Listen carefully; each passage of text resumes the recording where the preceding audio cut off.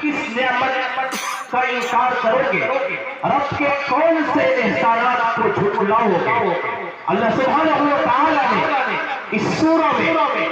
بہت ساری نعمتوں کا، احسانات کا، اپنے کرم کا، اپنی نوازشوں کا، اپنے عنایتوں کا تذکرہ کیا ہے، اور 31 بار فَبِأَيِّ آلَاءِ رَبِّكُمَا تُكَذِّبَانِ کہا۔ ان میں سب سے پہلے مقام پر قرآن میں اللہ تعالیٰ نے کہا الرحمن علم القرآن، وہ رحمان کی ذات، وہ رحمان اسی نے تم کو قرآن کی تعلیم دی۔ سب سے پہلی نعمت اللہ سبحانہ و تعالیٰ نے کہا قرآن کی تعلیم جو ہم نے دی ہے،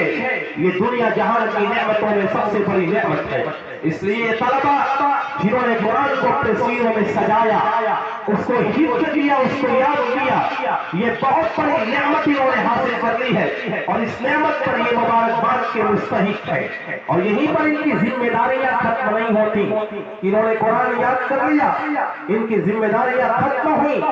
بلکہ اس کے آگے ان کی ذمہ داریوں کا ایک باب کھولنے والا ہے، ایک دروازہ کھولنے والا ہے، ذمہ داریاں مزید عائد ہونے والی ہیں۔ قرآن کریم کو جس قدر یاد کرنا آسان ہے، لقد یسرنا القرآن للذکر فہل من مدکر، ہم نے قرآن کو بہت آسان بنایا ہے نصیحت کے لیے،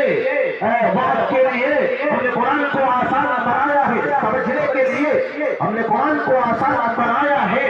اس کو پڑھنے کے لیے، اس کی تلاوت کے لیے، ہم نے قرآن کو آسان بنایا ہے اس کو یاد کرنے کے لیے۔ جس قدر قرآن کو یاد کرنا آسان ہے، اسی قدر اس کو باقی رکھنا مشکل بھی ہے، اور مشکل ترین کام ہے۔ اسی لیے نبی کائنات جناب محمد رسول اللہ صلی اللہ علیہ وسلم نے ارشاد فرمایا تھا، صحیح البخاری جلد 2 کی حدیث اور حدیث کے راوی حضرت عبداللہ بن مسعود رضی اللہ تعالی عنہ فرماتے ہیں اللہ کے رسول صلی اللہ علیہ وسلم نے ارشاد فرمایا کہ مثل صاحب القرآن کمثل صاحب الابل المعقلہ، صاحب قرآن کے حافظ کی مثال اس شخص کے مانند ہے جس کے پاس اونٹ ہے، جس اونٹ کو اس نے نکیل لگائی ہوئی ہے، لگام پہنایا ہوا ہے، ان امسکہا، اگر اس کو انتعاہدہا وعاہدہا امسکہا، اگر وہ اس اونٹ کو باتیں رکھتا ہے، اس کی نگرانی کرتا ہے تو اونٹ اس کے پاس سلامت رہتا ہے، وَإِنْ أَسَلَتَهَا، اگر وہ اونٹ کو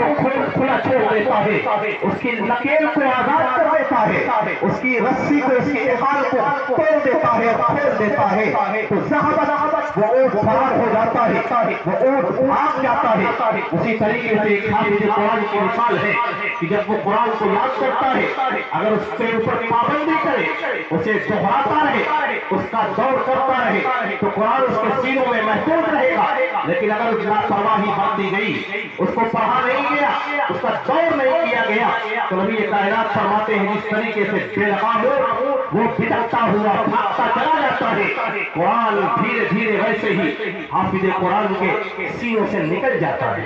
اسی لیے اللہ کے رسول صلی اللہ علیہ وسلم نے اپنی ایک دوسری حدیث میں کہا تھا استذکروا القرآن، ایک روایت میں تعاہدوا بالقرآن، کہا قرآن کو بار بار پڑھا کرو، قرآن کا بار بار دور کیا کرو، قرآن کی بار بار تلاوت کیا کرو، اسے بار بار دہراتے رہا کرو، کیونکہ فَإِنَّهُ أَصَدُّ تَفَصِّيًّا مِنْ صُدُورِ الرِّجَالِ مِنَ النَّعْمِ، کیونکہ یہ لوگوں کے سینوں سے اونٹ کی ذات سے زیادہ تیز رفتاری کے ساتھ نکلتا ہے، جتنی تیز رفتاری کے ساتھ بے لگام اونٹ فرار ہوتا ہے، اس سے کہیں زیادہ تیز رفتاری کے ساتھ یہ قرآن کا حفظ سینوں سے نکلتا ہے۔ اسی لیے ابتدا ہی میں میری یہ نصیحت ہے کہ آپ کی ذمہ داریاں بھی ختم نہیں ہوئی ہیں، بلکہ آپ روزانہ، علماء کا یہ مشورہ ہے، بلکہ نبی کائنات کا یہ طریقہ تھا۔ اللہ کے رسول صلی اللہ علیہ وسلم کے بارے میں آتا ہے بعض روایات کے اندر کہ قرآن کو صحابہ نے اور نبی کائنات صلی اللہ علیہ وسلم نے قرآن کی 7 احزاب، اس کی 7 منزلوں کو بانٹ کر کے رکھا تھا، اور روزانہ ایک حصہ، ایک منزل کی تلاوت کیا کرتے تھے۔ قرآن کو، پورے قرآن کو 300 پاروں کو انہوں نے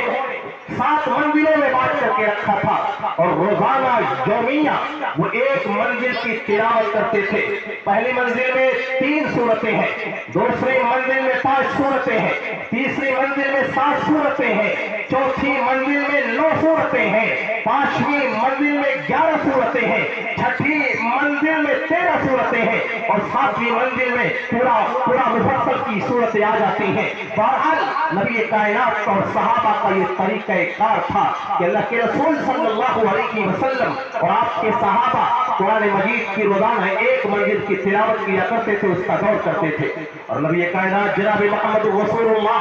सल्लल्लाहु अलैहि वसल्लम के बारे में आपने अहादीस सुनी होंगी। हजरत जिब्रील अमीन सहीहुल बुखारी की रिवायत, सहीहुल बुखारी की हदीस, हजरत जिब्रील अमीन नबी कायनात सल्लल्लाहु अलैहि वसल्लम के पास रमजान के महीने के अंदर आते थे और आपको कुरान का दौर कराते थे। कुरान की जिस कदर आयात नाजिल हुई रहती थी, अल्लाह के रसूल के सामने पूरा कुरान पेश करते थे। जिस साल आपकी वफात हुई, जिस साल आप दुनिया से रुखसत हुए, जिस साल आपने दुनिया को अलविदा कहा, उस साल रमजान के महीने में जिब्रील अमीन आते हैं और नबी पाक के ऊपर 2 मरतबा पूरे कुरान को पेश करते हैं, 2 मरतबा पूरे कुरान का अल्लाह के रसूल को दौर कराते हैं। इसलिए आपकी जिम्मेदारियां यहाँ से शुरू हो गई है। आपकी जिम्मेदारी है कि आप दौर करेंगे, कुरान को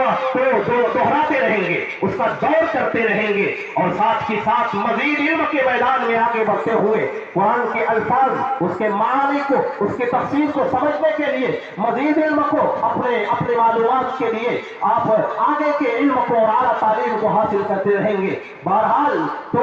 ये नसीहतें थी उन साहबा के लिए जो फारिग हो रहे हैं कि आपने अपने कुरान को अपने सीने में सजाया है। कुरान